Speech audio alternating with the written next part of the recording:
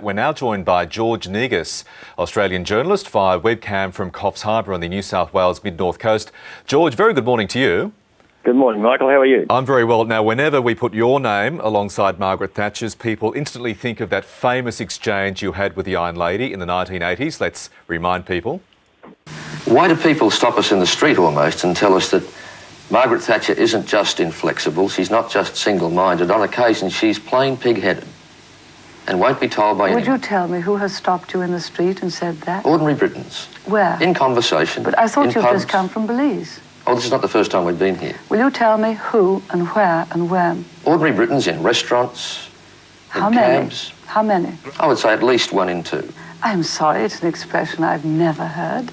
Tell me who has said it to you, when, These and are where. people that we meet in passing. But and we of course you obviously cannot raise say the who question or of where. the state of their country with them.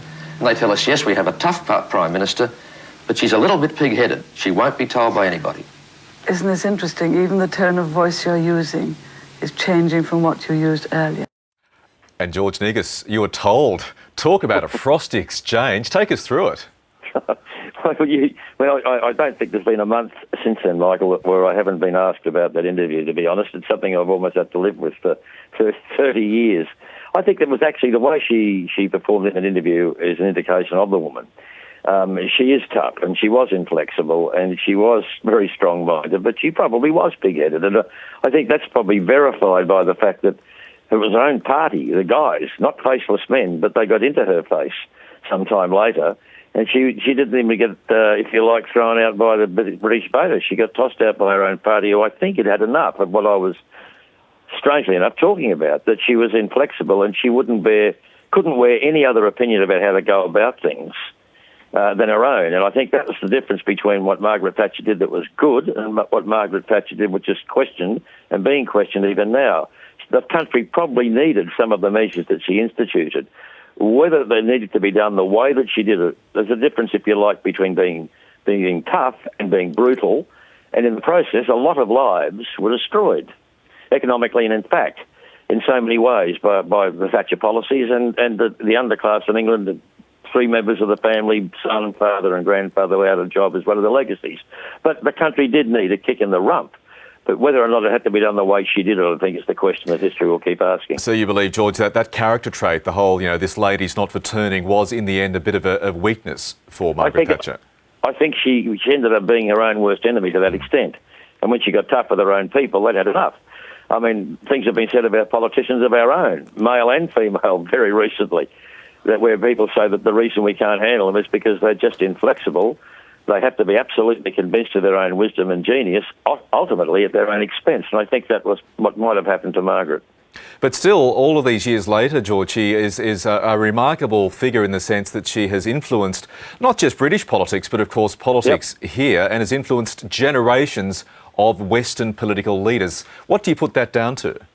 Well, she probably invented the term. If not invented it, was the first person to have herself described that way.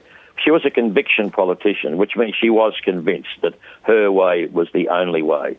And she probably also, she was the, if you like, the front runner in terms of neoconservatism and economic rationalism.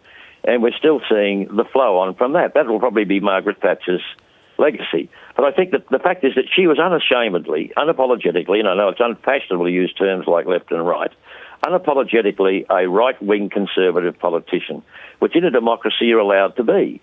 But that sort of thing comes at a price, in the same way that extreme left-wing politics comes at a price. And I think the UK benefited, and the rest of the Western world benefited by the example that she set.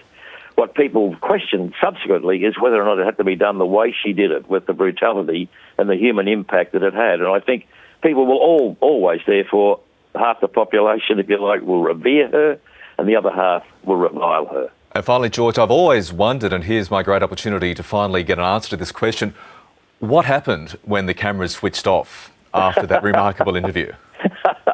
She read the Riot Act, to be honest, and nobody will be surprised to hear that. She demanded that the interview be used without any editing, which we refused to do. Telephones rang between the British High Commission in Australia and the Australian High Commission in England. I was carpeted by the press secretary. I thought for a moment if I wasn't careful and got out of the place and out of the country quickly, I might end up in the Tower of London. But it also meant that I got seats and tables at restaurants in London for a while I never thought I'd get.